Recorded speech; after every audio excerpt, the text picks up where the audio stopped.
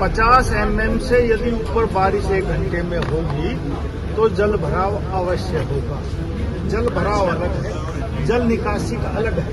जल निकासी एकदम इतनी जल्दी नहीं हो सकती। जब सरकार की लैब है तो प्राइवेट से आप क्यों टेस्ट करवाते हैं? और मैं सभी डिपार्टमेंट से कहता हूँ, नहीं साहब बिल्कुल गलत बात है। राव इंद्रजीत हमारे केंद्रीय मंत्री हैं, भारतीय जनता पार्टी के। मैं यहाँ का नहीं हुआ कि नहीं हुआ।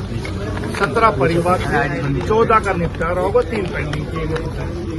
एक आपकी वीडियो वायरल हो रही है कि मीडिया को आप दोष दे रहे हैं, पानी जल भराव को लेकर रोजाना के मीडिया चली जाती है दिखाने के लिए। क्या ना दोष नहीं दिया, मैंने ये कहा कि कहीं भी बारिश होगी हिंदुस्तान के अच्छे से अच्छे शहर में, ऑन रिकॉर्ड कह रहा हूँ, 50 mm से यदि ऊपर बारिश 1 घंटे में होगी तो जल भराव अवश्य होगा। इतनी जल्दी जल निकासी नहीं हो सकती। हमारे यहाँ गुड़गांव में एक दिन 103 1 घंटे में बारिश पड़ी और फिर 7-8 घंटे में टोटल 133 mm बारिश पड़ी। अब 3 दिन पहले जो बारिश हुई वो 119 mm बारिश हुई। तो साथियों, जब एक बार बारिश पड़ती है तो कोई ऐसा साधन नहीं है कि एकदम पानी का निकासी हो सके। जल भराव अलग है, जल निकासी का अलग है।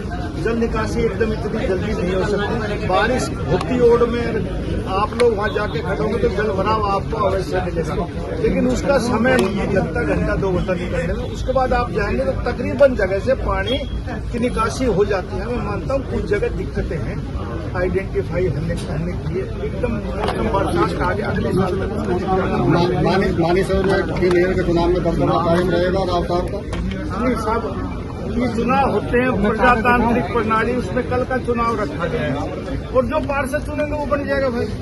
हाँ, पर मैं ये कह सकता हूँ भारतीय जनता पार्टी का ही। जो नेपाल भेजने की बात आई थी, काठमांडू नहीं साहब, मेरी तरफ से कोई नहीं। आपने भेजे? मैंने तो कब तक आ जाएंगे वो जो बाहर हैं? मुझे नहीं पता, लेकिन कल चुनाव है तो कल तक तो आएंगे। एक श्रीराम लैब को लेकर आपने जिक्र किया है कि प्राइवेट लैब से सैंपलिंग नहीं। मैंने कहा, मैं जब पीडब्ल्यूडी का मिनिस्टर था तो हमने अपनी सरकारी लैब बनवाई है। तो जब सरकार की लैब है तो प्राइवेट से आप क्यों टेस्ट करवाते हैं? और मैं सभी डिपार्टमेंट से कहता हूँ कि जब सरकारी सुविधाएं उपलब्ध है तो आप उनका फायदा उठाओ, प्राइवेट को मत। सर, ऐसा कहा जा रहा है कि राव इंद्रजीत को झटका देने की तैयारी में है। नहीं साहब, बिल्कुल गलत बात है। राव इंद्रजीत हमारे केंद्रीय मंत्री हैं, भारतीय जनता पार्टी के। मैं यहाँ का मिनिस्टर हूँ और आज कह के जाता हूँ कि भारतीय जनता पार्टी का ही प्रत्याशी डिप्टी सीनियर मेयर बनेगा। Thank you.